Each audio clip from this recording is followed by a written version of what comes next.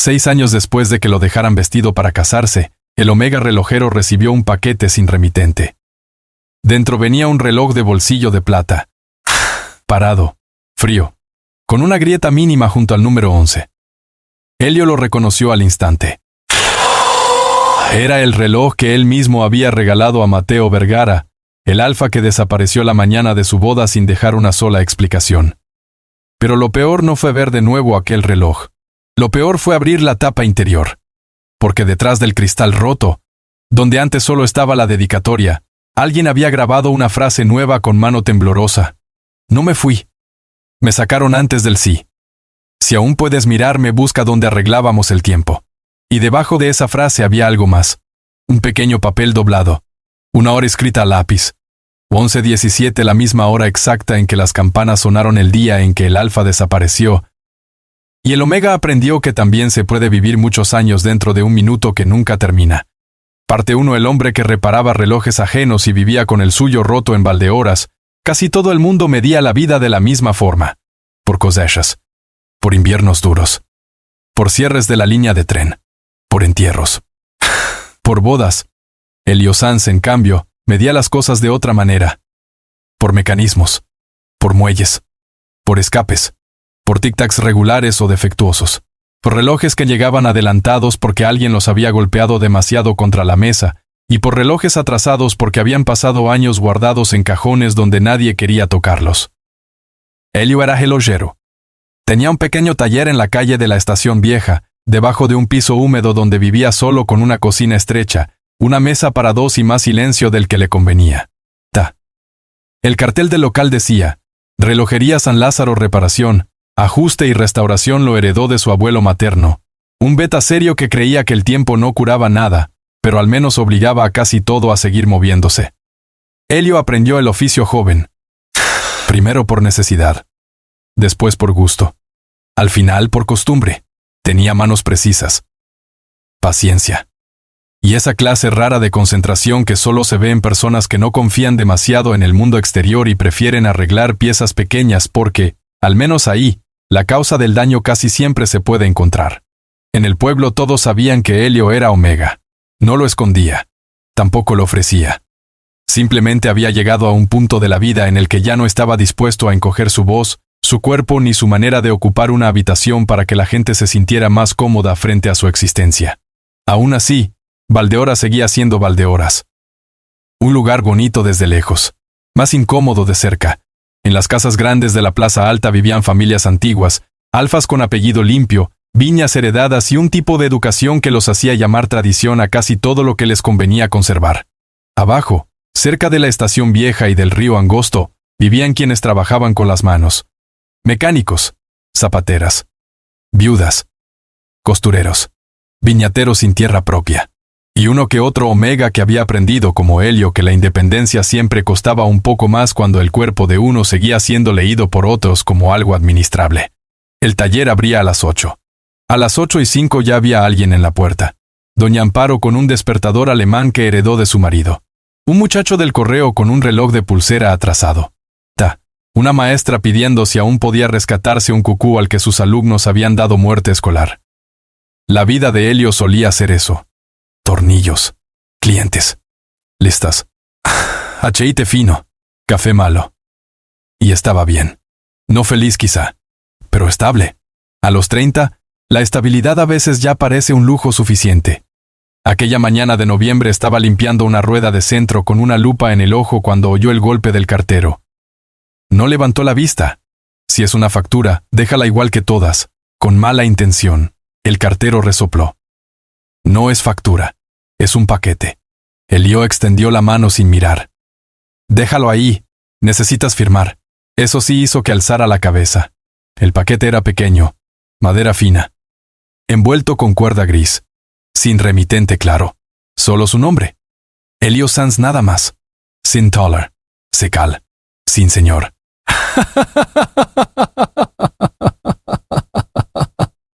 Como si quien lo hubiera enviado supiera exactamente que él lo abriría aunque el mundo se estuviera cayendo.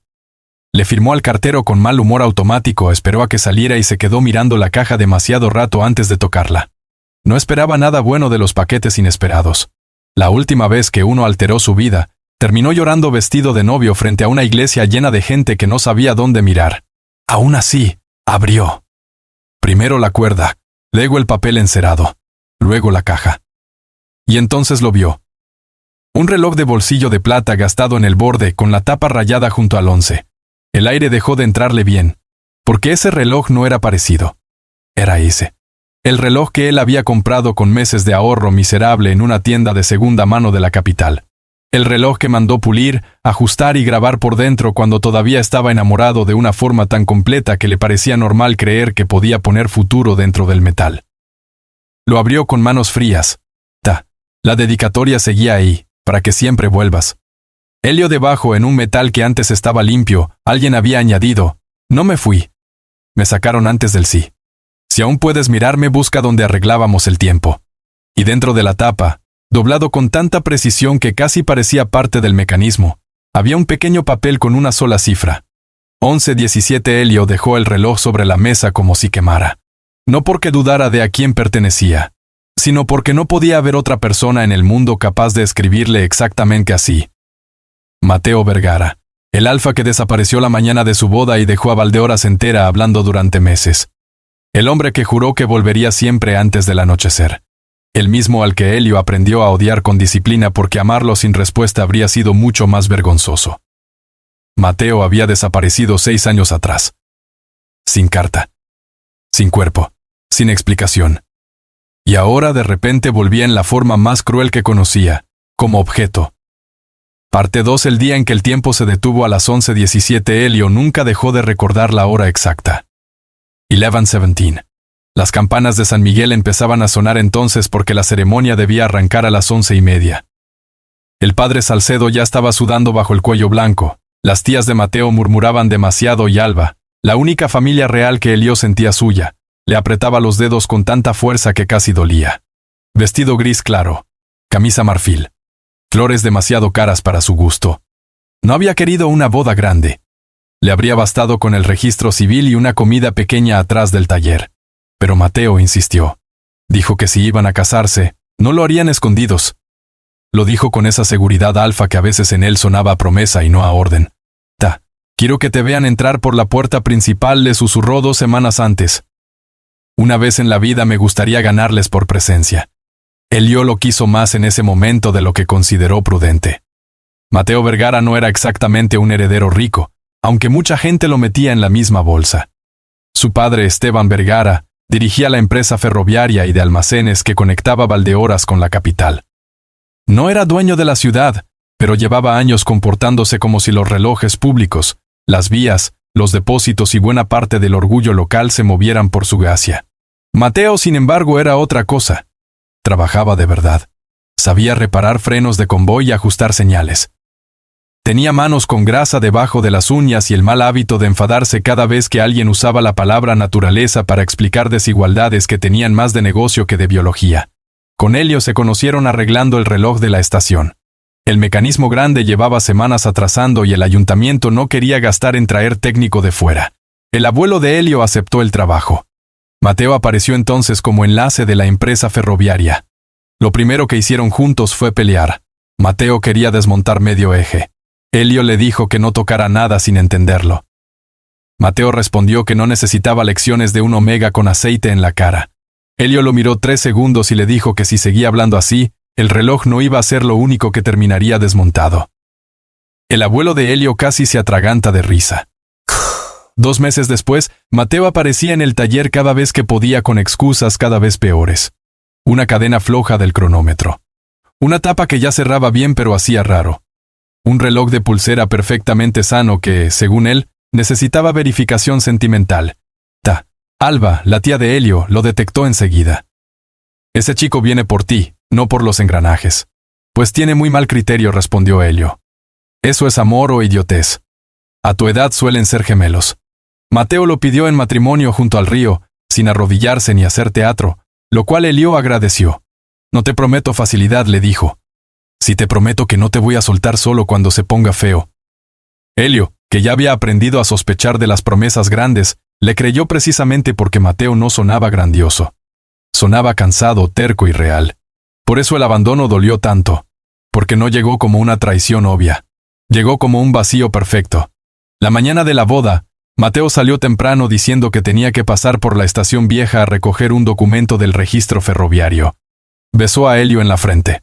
Le dijo: vuelvo antes de que empiecen a tocar las campanas. No volvió. A las 11:17 empezaron a sonar. A las 11:31, Esteban Vergara ya estaba en la sacristía diciendo, con una vergüenza educada que Elio todavía odiaba recordar: mi hijo no aparece. Debió confundirse. Seguramente, reconsideró. Así, con una palabra limpia lo dejaron hecho pedazos delante de medio pueblo. Los rumores fueron inmediatos. Que Mateo se asustó. Que lo obligaron. Que descubrió algo de Elio. Que los alfas jóvenes hablan mucho, pero al final la sangre tira. Que ningún Vergara iba a casarse de verdad con un Omega de la estación vieja. Lo peor no fue la humillación pública. Fue no saber qué versión dolía más. Si Mateo lo había dejado a propósito, o si algo le había pasado de verdad. Se pasó 2 años enteros odiándolo por turnos para no tener que preguntarse nada más. Después aprendió a trabajar, a respirar y a fingir que 11:17 era solo un número. Ahora el reloj estaba otra vez sobre su mesa. Y el pasado acababa de abrir la tapa. Parte 3, donde siempre arreglaban el tiempo. Elio no abrió el taller esa tarde. Ajó la persiana a medias, puso el cartel de vuelvo mañana y subió al piso de arriba con el reloj en el bolsillo del abrigo, como si dejarlo en el banco de trabajo fuera demasiado parecido a dejarlo expuesto. Alba estaba en la cocina cortando membrillos cuando él entró. Lo miró una vez y supo. Las personas que te han visto sobrevivir a tu peor año no necesitan demasiados datos. ¿Qué pasó? Elio dejó el reloj sobre la mesa. Alba, que había sido costurera casi toda su vida y tenía la elegancia feroz de las mujeres que nunca pudieron permitirse mucha fragilidad, se sentó despacio antes de tocarlo. No puede ser. Pues parece que sí. Lo abrió. Leyó la frase. Cerró los ojos un segundo. Ese hijo de no empieces por ahí. Todavía no sé si quiero que lo insultes o que me sujetes la cabeza para no volverme idiota. Alba apoyó las 2 manos en la mesa. ¿Tú crees que es suyo? Elio tardó poco. Sí. ¿Y la letra? No es una carta. Es peor. Son solo las palabras suficientes para hacerme mover. Alba soltó aire por la nariz. Entonces sigue siendo él. Elio se dejó caer en la silla de enfrente. Busca donde arreglábamos el tiempo. ¿Qué demonios significa eso? ¿La estación? ¿El taller viejo del abuelo? ¿La torre de la iglesia? Podían ser 20 lugares. No, dijo Alba tras pensar un instante. Hay uno. Elio alzó la vista. La caseta del reloj de la estación vieja, añadió ella. Donde se conocieron de verdad, no donde se pelearon. Tenía sentido. Después de la primera reparación grande del reloj de estación, Elio y Mateo pasaron meses subiendo a la pequeña caseta de mantenimiento bajo la esfera lateral cada vez que había que ajustar campanadas o sincronizar los mecanismos con la línea ferroviaria. Allí compartieron pan, discusiones, besos torpes, miedo y esa clase de planes tontos que solo se hacen cuando aún se cree que el futuro obedecerá si uno lo dice en voz alta. Elio se puso de pie antes de pensarlo demasiado. Alba lo agarró de la muñeca. No va solo. Sí voy. Elio, si está vivo y es una trampa, prefiero enterarme sin espectadores. Y si no es una trampa, tragó saliva, tampoco quiero a nadie mirando. Alba lo estudió largo. Luego le soltó la mano. Llévate la linterna grande. Y si en 1 hora no vuelves, voy con media calle detrás. La estación vieja quedaba al final del barrio bajo, donde el trazado antiguo ya casi no se usaba y el edificio principal sobrevivía más por costumbre municipal que por utilidad real. Había una nueva terminal 2 kilómetros arriba, más limpia, más moderna y muchísimo más aburrida. El viento de noviembre bajaba frío por las vías. Elio caminó rápido, con las manos metidas en el abrigo y el reloj apretado dentro del bolsillo como si fuera un animal pequeño al que todavía no podía confiar. La caseta lateral seguía cerrada con el viejo pestillo exterior. Subió los 3 escalones, abrió y entró. Alara grasa seca, madera vieja, polvo. La misma ventana estrecha. El mismo banco de herramientas. La misma pared donde Mateo una vez escribió con lápiz una lista idiota de nombres para perros que nunca pensaron comprar. Elio levantó la linterna. Primero no vio nada. Luego notó el detalle. La tapa del viejo regulador estaba apenas desajustada, como si alguien la hubiera abierto con prisas y vuelto a cerrar sin paciencia. La quitó. Dentro, entre dos piezas inmóviles, había un pequeño paquete envuelto en tela de relojero. Elio lo sacó con dedos fríos. Dentro había 3 cosas: una llave pequeña con chapa de pensión, una carta doblada y un recorte de registro ferroviario con un nombre escrito al dorso. Pensión Arce, habitación 4. No quiso abrir la carta allí. Lo hizo igual. La letra era de Mateo. Más recta, más dura, pero suya. Elio, si esto llegó a tus manos es porque conseguí devolver el reloj antes de atreverme a devolverte la cara. No sé si merezco que vengas. No voy a pedírtelo como si aún tuviera derecho. Solo necesito que sepas una cosa antes de que el pueblo vuelva a inventar su versión. No me fui de nuestra boda. Mi padre me sacó de la estación esa mañana y me entregó a la policía ferroviaria con una denuncia falsa. Si me odias después de leer esto, lo aceptaré. Si no vienes también. Pero si aún quieres saber por qué 1117 me siguió persiguiendo todos estos años, estoy en la habitación 4 de la pensión Arce. No por mucho tiempo. Mateo Elio leyó la carta 2 veces. No lloró. No gritó. Lo que sintió fue peor. Una especie de vacío tan exacto que parecía diseñado para alojar el peso entero de 6 años mal entendidos. Se apoyó una mano en la pared de la caseta y respiró. Una parte de él quería salir de allí, volver a casa, meter el reloj en una caja y dejar que el pasado se muriera otra vez, aunque ahora lo hiciera con nombre distinto. La otra parte, la que nunca dejó de escuchar campanas dentro del cuerpo cada vez que marcaban esa hora, ya había empezado a caminar hacia la pensión Arce, incluso antes de que el resto de él estuviera listo. Parte 4. El alfa que volvió con el rostro cambiado y la misma voz. La pensión Arce estaba 2 calles detrás del mercado, encima de una taberna que olía a vino tibio, sopa y humedad vieja. No era un sitio elegante, pero tampoco lo era Elio cuando el pasado le golpeaba la puerta, así que le pareció apropiado. La dueña lo miró subir las escaleras sin preguntar nada. Eso también era apropiado. La habitación 4 estaba al final del pasillo. Elio se quedó frente a la puerta unos segundos, no por miedo físico sino por algo más ridículo y más devastador. No sabía qué cara poner si Mateo abría. No sabía si lo primero sería golpearlo, insultarlo, pisarlo, llorar, exigirle que repitiera la carta en voz alta como prueba de que no estaba soñando la humillación al revés. Al final tocó. Una vez. Pasos del otro lado. El pestillo. La puerta se abrió. Mateo Vergara seguía siendo reconocible, y eso ya fue bastante violento. Más delgado. La barba más cerrada. Una cicatriz corta junto al mentón. El hombro derecho apenas más bajo, como si una vieja lesión nunca hubiera soldado del todo bien. La boca igual. Los ojos no. Los ojos eran los de un hombre que había aprendido a mirar habitaciones primero por costumbre de encierro y solo después por deseo. Ninguno dijo nada al principio. Fue Mateo quien rompió el silencio. ¡Hola! Elio lo miró de arriba abajo con una frialdad que le costó la mitad del sistema nervioso sostener. Ese hola llega con unos 6 años de retraso. Mateo asintió una vez. Sí. Elio habría preferido que se defendiera. Lo fácil habría sido la pelea clara. La arrogancia. La mentira. Pero Mateo se apartó apenas de la puerta y dijo, con la voz más baja de lo que Elio recordaba: si quieres entrar, entra. Si prefieres insultarme desde el pasillo, también me parece justo. Elio entró. La habitación era pequeña, limpia a medias, con una cama estrecha, un lavabo y una maleta vieja sobre una silla. Había un cuaderno abierto en la mesa y una taza de café intocable desde hacía rato. Mateo no cerró la distancia entre ellos. Eso curiosamente ayudó. Dímelo entero, ordenó Elio. Desde el principio. Sin protegerme. Sin recortarlo. Y si en algún punto descubro que sigues administrando la verdad en porciones, me voy. Mateo apoyó una mano en el respaldo de la silla como si necesitara algo firme. La mañana de la boda fui a la estación porque tenía copias de los registros de mantenimiento del puente de Risco Bajo. Habían falsificado horarios de inspección y turnos de señal.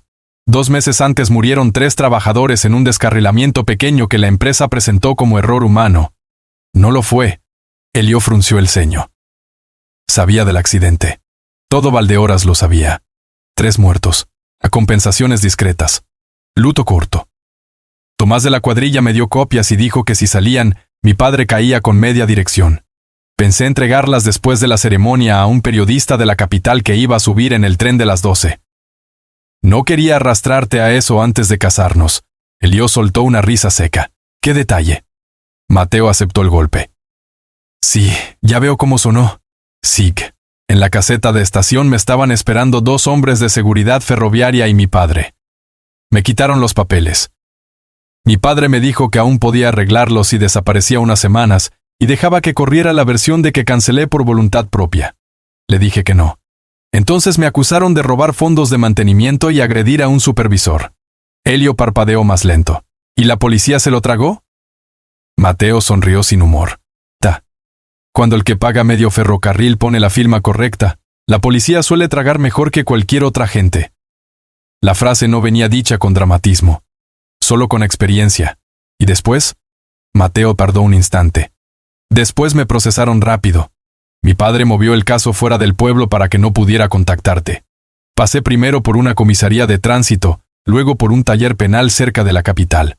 Arreglábamos maquinaria y relojería industrial para el Estado. Ironía bastante desagradable. Elio sintió el aire raro en los pulmones.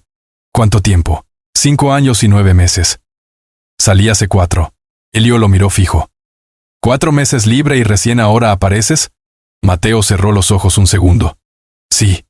Explícame por qué no debería echarte por la ventana. Porque tienes razón. La respuesta fue tan directa que por un instante Elio no supo dónde poner su rabia.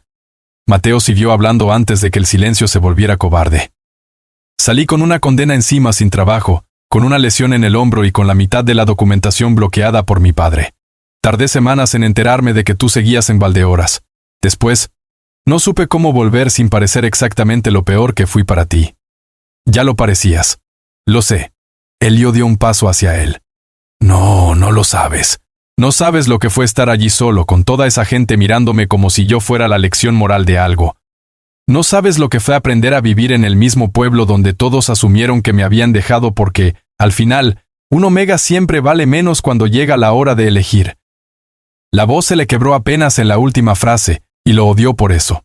Mateo no se movió, no dijo. No sé eso, sé otras cosas. Sé lo que es ver 11-17 en la pared de una celda y pensar que hay una iglesia sonando sin ti. Sé lo que fue escribirte cartas que nunca supe si salieron. Sé que si hubiese vuelto antes, aunque fuera sin nada, te habría dolido menos que esta basura. Cartas. Elio se quedó quieto. ¿Qué cartas? Mateo señaló la maleta. Dentro había un fajo atado con cuerda. Sobres devueltos. Algunos abiertos, otros con sellos de retención. Uno con su nombre completo. Elio Sancelio no lo tocó.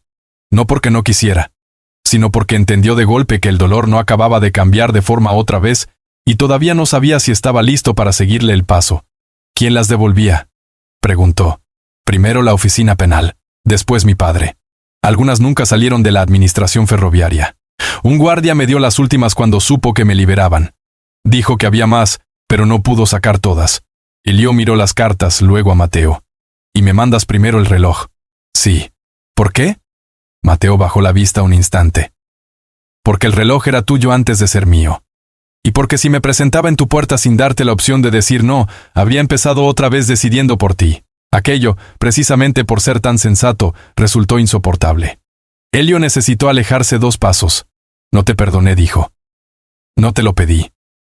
Todavía no sé si te creo entero. Haz bien. Y si esto es verdad, te tardaste demasiado. Mateo levantó la mirada. No había defensa en ella. Solo cansancio y una tristeza adulta, seca. Sí respondió. Me tardé demasiado. Por primera vez desde que entró, Elio sintió algo peor que la rabia. Compasión. Y eso era peligrosísimo. Porque contra la traición uno sabe sostenerse. Contra la verdad tardía no siempre. Parte 5. Las cartas, el reloj y los hombres que creen que el tiempo arregla lo que ellos rompen. Elio no se llevó a Mateo de la pensión esa noche. Tampoco se quedó más de media hora. Cogió las cartas. Cogió una copia del expediente de condena. Cogió el reloj. Y antes de salir, se giró en la puerta para decir algo que le pareció necesario precisamente porque sonaba feo. No confundas que haya venido con que estoy feliz de verte. Mateo apoyó una mano en la mesa. No lo haré. Bien. Elio. Él se detuvo. Gracias por venir igual. No respondió. Bajó las escaleras con las cartas apretadas contra el pecho como si fueran un animal herido que no sabía aún si quería cuidar o devolver al monte. Alba estaba despierta esperándolo en la cocina. No hizo preguntas hasta que lo vio dejar el fajo de sobres sobre la mesa. Entonces solo dijo, «Está vivo». Elio se sirvió agua. Bebió 2 tragos. Siguió de pie. Sí. ¿Y? Elio soltó una risa vacía. Y resulta que no me dejó plantado por cobarde, sino por una mezcla bastante local de padre, empresa, policía y podredumbre. Alba cerró los ojos. Siempre odié a ese hombre. Vas a tener fila. Aquella noche no durmió. Leyó las cartas una por una, en orden irregular porque no soportaba la idea de empezar correctamente algo que ya había llegado roto. La primera era de 10 días después de la boda. Elio, no sé si esta saldrá. Me tienen retenido y no he conseguido aún un abogado que no responda a mi padre. Espero que me creas ahora, pero necesito dejar una frase escrita aunque no llegue. No me fui. Si puedes, guarda el reloj de la estación media hora retrasado mañana a las 11. Quiero pensar que aún compartimos algún gesto, aunque sea inútil. La segunda, 3 meses después. No sé qué cuentan en el pueblo. A mí me cuentan horarios, faltas y obediencia. Sigo pensando en la cara que pondrías si vieras este taller. Me pusieron a reparar cronómetros industriales como castigo o broma, no lo sé. Hay días en que me sostengo imaginando el sonido de tu banco de trabajo. Sé que no te basta. No sé qué podría bastarte ya. Otra, 1 año más tarde. Hoy soñé que seguíamos peleando por el reloj grande de la estación y me desperté con una paz tan estúpida que casi me da vergüenza contártela. Si lees esto alguna vez, no quiero que me tengas lástima. Prefiero que me odies con información correcta. Elio se cubrió la boca con una mano. Alba, sentada enfrente con la bata puesta y los codos en la mesa, fingió leer una revista vieja para no invadirlo. La última carta del montón era reciente, apenas de hacía 2 meses. Salgo en otoño. No sé si aún estarás en Valdeoras. Si no estás, lo entenderé. Si sí estás, no sé qué cara tener delante de ti. Tal vez no vuelva. Tal vez eso también sea otra forma de cobardía. Pero si vuelvo, quiero hacerlo con algo más que mi sombra. Elio dejó la carta y apoyó la frente en la mesa. No lloró de inmediato. Primero vino la rabia nueva. La que ya no iba solo contra Mateo, sino contra toda la maquinaria elegante de hombres que creen que el tiempo limpia lo que ellos rompen con dinero y apellido. Si esto es real, dijo al fin, Esteban Vergara dejó que el pueblo pensara lo peor de mí y de él durante años con tal de salvarse. Alba respondió sin levantar mucho la voz. Claro que sí. Los hombres así siempre prefieren perder a los hijos antes que perder el control del relato. A la mañana siguiente, Elio abrió el taller. No porque estuviera bien, sino porque la gente seguía necesitando relojes funcionando aunque a uno se le estuviera cayendo el pasado por la ventana. Doña Amparo vino por su despertador. Nico del correo dejó 3 encomiendas. La señora Vidal preguntó si podía arreglarse un reloj de pared que llevaba 16 años parado por si al final todavía tenía algo adentro. Elio respondió a todos. Cobró. Aceitó mecanismos. Enderezó un muelle. Y cada tanto miraba el reloj de plata sobre la mesa. A las 12:20 apareció Mateo. No entró de golpe. Se quedó del lado de afuera, detrás del vidrio, como si entendiera que el umbral ahora pertenecía a Elio más que nunca. Elio salió. Te dije que no confundieras nada. No vine por eso. Vine porque anoche, después de que te fuiste, alguien revisó mi habitación. Elio sintió un pinchazo frío en la nuca. ¿Te siguieron? O me vigilaban ya, o mi padre aún tiene gente demasiado ociosa. Se llevaran el cuaderno azul. No las copias del expediente. Eso las moví antes. Pero el cuaderno estaba en la maleta. ¿Qué había? Mateo se pasó la mano por la barba con cansancio. Números de mantenimiento del puente de Risco Bajo. Turnos cambiados. Formas. Lo copié durante años de memoria y de papeles sueltos que saqué cuando pude. Elio lo miró un largo segundo. Entonces no querían saber si habías vuelto. Querían saber qué trajiste. Mateo asintió. Sí. Elio giró la llave del taller por dentro, colgó el cartel de cerrado por inventario y dijo algo que ni él mismo esperaba estar listo para pronunciar. Entra. Vamos a ordenar esto como se ordenan los relojes, pieza por pieza, y luego vemos quién estuvo mintiendo sobre la hora real. Parte 6. 2 hombres, un mecanismo viejo y la clase de verdad que no cabe en una sola declaración. La primera cosa útil que hicieron juntos fue trabajar. No hablar del beso perdido junto al río. No repetir la mañana de la boda. No discutir qué se debía uno al otro después de 6 años. Trabajar. Elio puso sobre la mesa el reloj de plata, las cartas, el expediente de Mateo, 2 libros viejos de mantenimiento ferroviario que su abuelo conservó por manía y un cuaderno nuevo para reconstruir fechas. Mateo se sentó frente a él con esa tensión contenida de quien sabe que cualquier gesto equivocado puede romper algo más importante que la paciencia. Empieza por el puente, dijo Elio. Mateo tomó aire. El puente de Risco Bajo era una estructura antigua de hierro y piedra que aún usaban convoyes de carga ligera. La empresa Vergara llevaba años pidiendo presupuesto para reemplazarlo, y al mismo tiempo, recortando en mantenimiento todo lo posible para no admitir que las ganancias habían sido mejores que la seguridad. 2 meses antes de la boda hubo un incidente. No un gran desastre. No un titular nacional. Un vagón de carga se soltó, golpeó una señal, arrastró parte del sistema auxiliar y mató a 3 operarios que estaban revisando frenos en el tramo sur. La versión oficial habló de error en el cambio de aguja y mala lectura horaria del equipo de guardia. Mateo, que entonces llevaba casi 2 años haciendo supervisión técnica de señales y sincronización de relojería ferroviaria, descubrió que los registros no coincidían. Los relojes de control habían sido adelantados 12 minutos en el informe final para hacer parecer que la cuadrilla estaba fuera de protocolo. En realidad, el convoy circuló antes de lo autorizado porque la empresa presionó para mantener un envío de vino que debía llegar a la capital esa misma noche. ¿12 minutos? Preguntó Elio. Mateo asintió. Lo suficiente para matar a 3 hombres y culpar a los que ya estaban muertos. Elio tragó saliva. En un pueblo pequeño, 3 hombres muertos no eran estadística. Tenían apellidos, madres, niños en la escuela. ¿Y por qué tú? Preguntó. Quiero decir, ¿por qué te metiste hasta ese punto si sabías quién firmaba arriba? Mateo tardó lo justo. Porque una de las víctimas era Julián Ortega. Tú le arreglabas el reloj de pulsera todos los inviernos. Y porque cuando vi la hoja corregida pensé en ti diciéndome que cambiar la hora no cambia lo que realmente pasó. Solo vuelve más difícil demostrarlo. Elio se quedó quieto. No recordaba haber dicho exactamente eso. Seguramente sí. Las frases pequeñas son las que más viajan cuando alguien las guarda de verdad. Pasaron horas reconstruyendo fechas, turnos, posibles copias y nombres de gente aún viva que pudiera hablar. A mitad de la tarde apareció Nico del correo con una bandeja de empanadas porque Alba dijo que si seguían tan pálidos iban a parecer fantasmas mal pagados. Nico vio a Mateo sentado dentro del taller y casi deja caer la bandeja. Mierda. Elio no tenía energía para explicaciones grandes. Sí, exactamente esa palabra sirve. Nico entró, dejó la comida y tras un segundo de duda dijo, la señora Ortega sigue viva. Se mudó arriba del molino. Guarda todo. Incluso las cosas que nadie le pidió. Mateo alzó la vista. Elio también.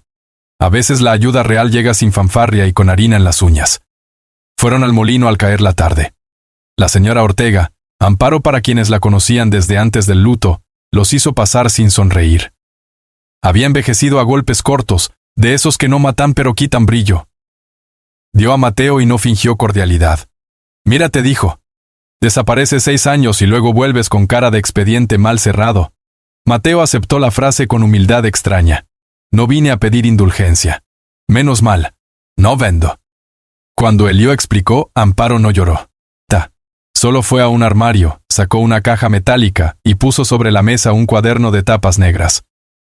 Mi marido anotaba todo, dijo. Nunca confió en la empresa. Decía que los hombres que hablan mucho de puntualidad suelen ser los primeros en robar tiempo ajeno. El cuaderno contenía horarios reales de cuadrilla, anomalías del puente, quejas no atendidas y una nota escrita 3 días antes del accidente. Compado. Dice que la central está reajustando relojes de informe. Si algo pasa, la mentira vendrá con hora correcta y culpa ajena. MBD. Mateo Vergara. Amparo los miró a ambos. Mi Julián confiaba en ti, muchacho. Luego vinieron a decirme que habías desaparecido porque no supiste con qué bando quedarte. Te odié más de 1 año por eso. Mateo bajó la cabeza. Fue poco. Amparo lo estudió largo. Después dijo algo que Elio no esperaba. Ahora te odio menos. No porque hayas vuelto.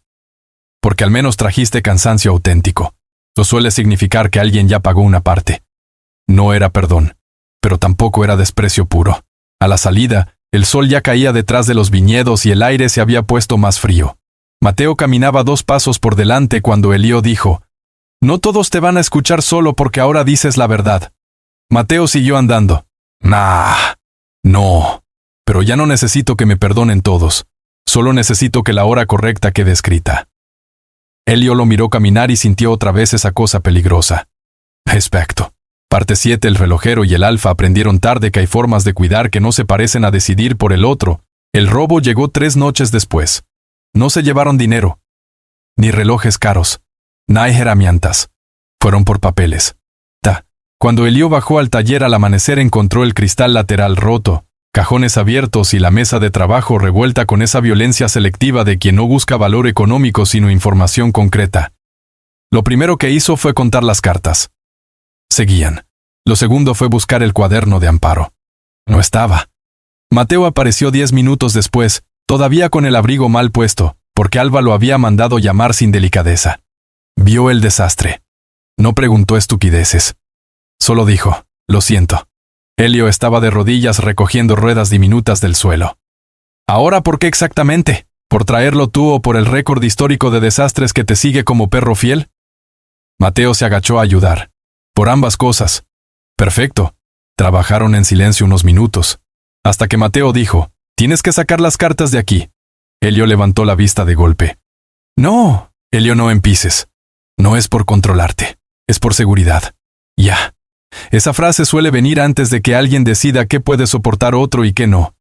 Mateo cerró la boca. Esa fue la señal que evitó la pelea grande. Porque aprendió quizá tarde que Elio reaccionaba peor a la administración que al peligro. Bien dijo al final.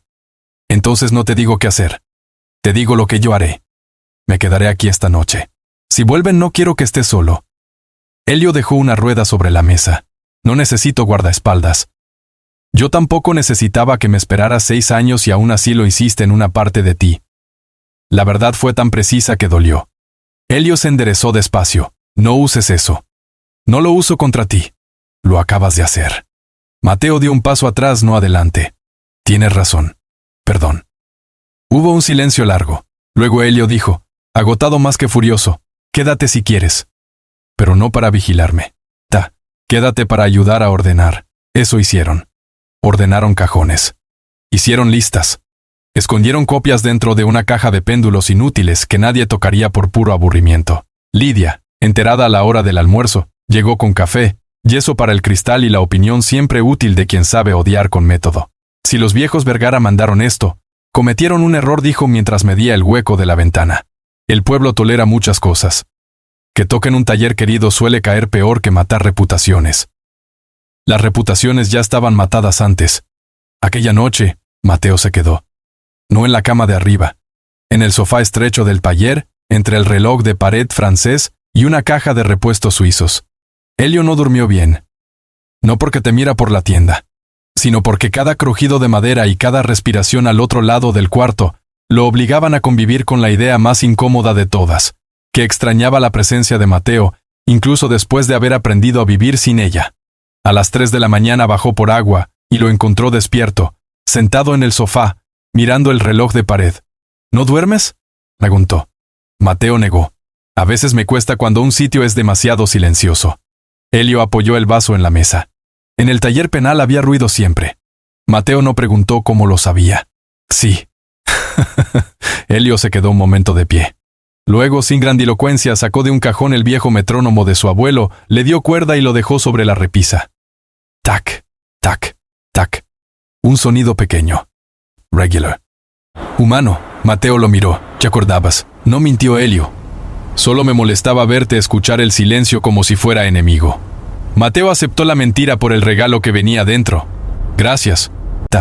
Elio estaba a punto de subir de nuevo cuando el cuerpo le jugó la mala pasada de recordarle que seguía siendo un omega con límites físicos, aunque a veces se le olvidara.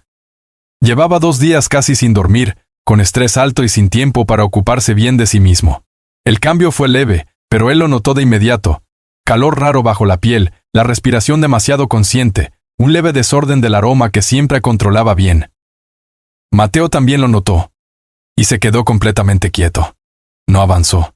No preguntó nada invasivo. No cambió el aire de la habitación con dominancia idiota. Solo dijo muy bajo, ¿qué necesitas? Fue precisamente la pregunta correcta. Elio se apoyó una mano en la mesa. La caja azul de arriba. Y agua fría. Mateo obedeció sin tocarlo. Le acercó la caja con supresores suaves y una toalla húmeda. Después se quedó cerca de la puerta, dándole espacio suficiente para que la situación no se volviera humillante. Elio se sentó en el banco de trabajo mientras esperaba que el cuerpo dejara de comportarse como si también quisiera desenterrar memorias. «No digas nada», murmuró. No iba a decirla. Pasaron varios minutos así. Elio respirando mejor poco a poco. Mateo en silencio vigilando sin invadir.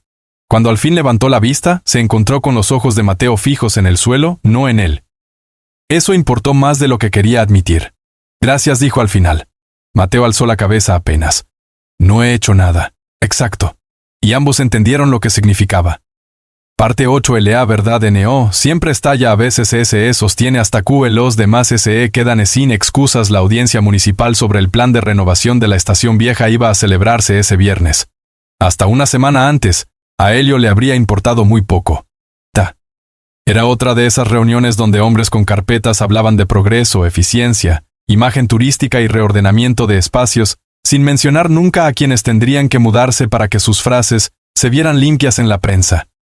Ahora importaba, porque una de las primeras zonas declaradas improductivas y de valor histórico insuficiente incluía la calle del taller de Elio, y porque Esteban Vergara presidía parte del consorcio ferroviario que empujaba la obra. A la luz de los papeles del puente, aquello ya no parecía coincidencia. Parecía una costumbre. Amparo aceptó declarar. Nico del Correo también como testigo de correspondencia retenida y movimientos raros en la oficina durante los años del proceso de Mateo. Alba apareció con algo mejor todavía. Una copia del registro eclesiástico del día de la boda. No parecía gran cosa, hasta que señaló el detalle. El padre Salcedo había anotado, por costumbre maníaca, la hora exacta en que la ceremonia fue suspendida y el motivo. 11:24 El contrayente Mateo Vergara no se presenta por retención policial comunicada en sacristía por E. Vergara. Elio la leyó 2 veces. ¿Retención policial?, preguntó. Alba levantó una ceja. A veces los curas escriben mejor de lo que la gente recuerda. Luego el padre cambió la versión al hablar, supongo que por presión. Pero la primera tinta quedó. Aquello unía demasiado. Si a las 11:24 ya habían comunicado retención policial, entonces alguien sabía perfectamente que Mateo no había huido por voluntad. La reunión se hizo en el viejo salón municipal. No lleno, pero sí con la cantidad justa de gente para que el rumor dejara de ser privado. Esteban Vergara llegó con el mismo traje impecable de hombres que creen que la razón vive mejor en telas caras. Lo acompañaban 2 abogados y la costumbre de asumir que el pueblo seguiría confundiendo control con respetabilidad. Cuando vio a Mateo sentado junto a Amparo, Alba y Elio, la mandíbula se le tensó apenas. Eso fue suficiente. El concejal de obras empezó con sus diapositivas. Calles a modernizar. Flujo turístico. Revalorización de la zona. Luego tocó el turno de objeciones vecinales. Elio fue el primero en levantarse. ¿No le tembló la voz? Eso lo sorprendió incluso a él. Antes de hablar de fachadas dijo, me gustaría preguntar si el consorcio considera buena práctica de desarrollo que uno de sus representantes lleve 6 años ocultando que el principal testigo de un fraude ferroviario fue retirado por la fuerza de su propia boda. El salón entero cambió de aire. No porque nadie entendiera todo, sino porque esa frase no parecía venir preparada para la cortesía. El abogado de Vergara intervino enseguida. Eso no tiene relación con el objeto de esta sesión. Claro que la tiene, respondió Elio. Porque nos vienen a hablar de progreso las mismas manos que cambiaron horarios, taparon un descarrilamiento y dejaron que un pueblo entero creyera una mentira para cubrir a los suyos. Hubo murmullos. Esteban se puso de pie. Mi hijo fue condenado por robo y agresión. El resto son dramatizaciones de gente resentida. Mateo se levantó entonces. No habló fuerte, no hizo teatro. Fui condenado con un expediente armado por una empresa que necesitaba un culpable funcional. Aquí están mis registros de ingreso el mismo día de la boda. 1042, Comisaría Ferroviaria de San Marcos. Les invito a comparar esa hora con cualquier versión romántica del abandono voluntario que les hayan vendido. Dejó copias sobre la mesa. Amparo puso después el cuaderno de su marido. Nico, registros de correspondencia retenida. Alba, el libro parroquial. Celeste Pardo sí. La abogada comunitaria que un primo de Amparo había conseguido llamar desde la capital pidió entonces la palabra y explicó con calma jurídica aquello que el dolor del pueblo llevaba años sabiendo sin lenguaje técnico. Había base suficiente para reabrir el caso del puente, impugnar la validez moral del archivo anterior y suspender cautelarmente cualquier proyecto de reordenamiento vinculado a firmas bajo investigación. Esteban intentó reírse. ¿Y van a destruir décadas de trabajo por unos cuadernos de viudas y el despecho de un Omega al que dejaron plantado? La frase cayó mal. Muy mal. No por defensa sentimental a Helio, sino porque el desprecio, cuando se dice demasiado claro, a veces le recuerda a la gente de qué lado ha estado siempre. Helio se puso de pie sin prisa. Lo miró de frente. No me dejaron plantado, señor Vergara. Usted me dejó viéndolo hacer de su propio hijo una pieza de reemplazo. No confunda vergüenza privada con relato oficial. Hubo un silencio tan limpio que hasta el concejal dejó de mover papeles. Luego habló Amparo, y su voz fue peor para Esteban que cualquier documento.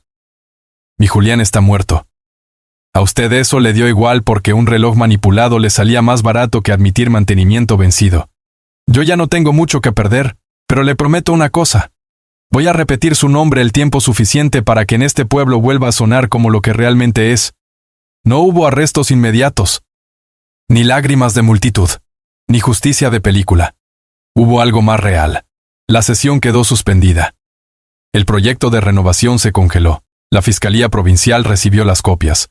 Y el pueblo salió del salón hablando ya no del Omega abandonado, sino del hijo devuelto y del padre que había preferido sacrificarlo. Eso en Valdehoras era casi un terremoto. Parte 9 cuando el amor vuelve tarde. Lo decente es no pedirle que finja no haber sufrido. Las semanas siguientes fueron lentas, como casi todo lo importante. No todo salió bien de inmediato. Hubo rumores nuevos. Gente que dijo que Mateo solo volvía porque el apellido ya no lo cobijaba. Otros que Helio estaba aprovechando el escándalo. El pueblo, como cualquier pueblo, siguió siendo una mezcla incómoda de apoyo real, curiosidad y mezquindad pequeña. Pero la causa avanzó. La fiscalía pidió documentación a la empresa ferroviaria. El proyecto de la estación vieja quedó en pausa indefinida. El nombre de Esteban Vergara empezó a salir en lugares donde antes solo aparecía inaugurando obras y estrechando manos. El taller, mientras tanto, siguió abierto. Mateo empezó a pasar cada tarde. Al principio para ayudar con cajas y cuentas. Después para volver a hacer lo único que de verdad sabía con las manos, además de meterse en problemas, reparar mecanismos grandes. Una mañana se quedó 2 horas enteras ajustando el viejo reloj de pared de doña Amparo bajo la supervisión severa de Helio. No fuerces el eje, dijo él. No lo estoy forzando. Lo estás convenciendo con violencia. Eso también me lo dijiste la primera vez que subimos a la caseta del reloj. Helio alzó la vista. Y sigo teniendo razón. Mateo sonrió apenas. No como antes. Mejor. Había momentos así ahora. Pequeños. Respirables. No borraban nada. Tampoco lo pretendían. Una noche, cerrando el taller, Mateo habló sin mirar a Helio directamente. Me ofrecieron trabajo en la capital. Antalea Industrial. Podría irme mientras sigue la causa. Helio se quedó quieto con la llave en la mano. ¿Quieres irte? No. Entonces, ¿por qué me lo dices así? Mateo apoyó una caja sobre el suelo. Porque 6 años atrás decidieron por mí. 4 meses atrás decidí yo solo volver demasiado tarde. No quería hacer otra cosa importante sin ponértela delante primero. La frase le pegó más hondo de lo esperado. Trado. Helio dejó la llave sobre el mostrador. ¿Y qué harías si te digo que aún me cuesta mirarte algunos días? Mateo respondió sin vacilar. Quedarme lo bastante cerca como para que no tengas que fingir lo contrario y lo bastante lejos como para no exigir que se te pase rápido. Eso era probablemente lo más decente que Añone le había ofrecido en años. Helio se acercó despacio. Ven acá. Mateo lo miró como si no hubiera entendido. No voy a repetirme, dijo Helio. Mateo dio un paso. Luego otro. Helio le acomodó el cuello del abrigo, un gesto mínimo, casi absurdo, y dejó la mano un segundo más de la cuenta sobre su pecho. No sé si todavía creo en bodas, murmuró. Mateo tragó saliva. Yo tampoco. Ya no de la misma forma. Bien, porque si alguna vez volvemos a hacer algo grande, no será para demostrarle nada al pueblo. Mateo cerró los ojos un instante. De acuerdo. El beso de esa noche no fue una explosión. Fue mejor, lento, cuidadoso. Con memoria, sí. Pero también con experiencia suficiente para no convertir la herida en centro de todo. Se separaron poco. Helio apoyó la frente en la de él. No recuperes tiempo diciendo tonterías lindas. Mateo soltó una risa baja. Lo estoy intentando. Se nota. Y aquello, esa manera de volver sin pedir inocencia retroactiva, fue lo que terminó de convencer a Elio de algo que llevaba semanas sospechando. No estaba enamorándose otra vez. Nunca dejó de estarlo del todo. Lo que cambió fue que por fin podía mirar ese amor sin sentir que lo estaban obligando a elegir entre dignidad y deseo. Parte 10. Final completo. La resolución llegó en primavera. No limpia. No perfecta. Pero llegó. La investigación provincial concluyó que el expediente de Mateo presentaba irregularidades graves, pruebas omitidas y conflicto de intereses directo con la empresa ferroviaria. Su condena fue anulada. El caso del puente de Risco Bajo se reabrió formalmente. Las familias de los 3 operarios muertos obtuvieron compensación nueva y reconocimiento oficial de negligencia empresarial. Esteban Vergara no fue a prisión inmediata. Eso habría sido demasiado elegante para la vida real. Pero perdió la dirección del consorcio, enfrentó cargos por obstrucción y falsedad documental, y lo más importante, en un pueblo como Valdeorras, dejó de poder caminar por la Plaza Alta con la tranquilidad de quien cree controlar el relato. La calle de la Estación Vieja tampoco fue demolida. El proyecto quedó cancelado. Oficialmente por revisión de impacto patrimonial y vecinal. En la práctica, porque ya no podían presentarlo como mejora neutral después de todo lo demás. El taller de Elio siguió donde estaba. Eso para él ya era una victoria entera. Los meses pasaron. Mateo no se fue a la capital. Aceptó trabajos mecánicos pequeños en la comarca, ayudó a restaurar la maquinaria del campanario y terminó arreglando, junto con Elio, el viejo reloj grande de la Estación Vieja que llevaba años sonando con 2 minutos de retraso. La primera vez que lo pusieron en marcha otra vez, Nico del Correo aplaudió como si fuera un niño y doña Amparo lloró sin esconderse. Alba, por supuesto, fingió que solo se le había metido viento en los ojos. En diciembre, exactamente 7 años después de la boda que no ocurrió, Elio subió con Mateo a la caseta lateral de la estación. La misma de siempre. La misma ventana estrecha. El mismo banco de trabajo. El reloj de plata estaba sobre la mesa. Reparado. La grieta pulida no borrada. La maquinaria interior ajustada. La tapa interior con las 2 inscripciones intactas. Para que siempre vuelvas. El yo no mi fiui. Me sacaron antes del sí. Mateo lo sostuvo entre los dedos con una delicadeza casi reverente. Podrías haber quitado la segunda frase, dijo. Elio negó. No, ya no quiero relojes bonitos que mientan. Mateo alzó la vista. Eso suena a una forma de vida. Lo es. Hubo un silencio bueno. De esos que no tensan nada. Solo dejan espacio. Mateo habló entonces con esa calma que tanto había tardado en aprender. No voy a pedirte que retomemos donde lo rompieron. Menos mal. Ni voy a pedirte otra boda para compensar la que no tuvimos. Elio apoyó una cadera contra la mesa. Muy sensato. Mateo sonrió apenas. Solo quiero preguntarte algo más pequeño. Elio esperó. Mateo dejó el reloj sobre la palma abierta entre ambos. ¿Me dejarías, Ked?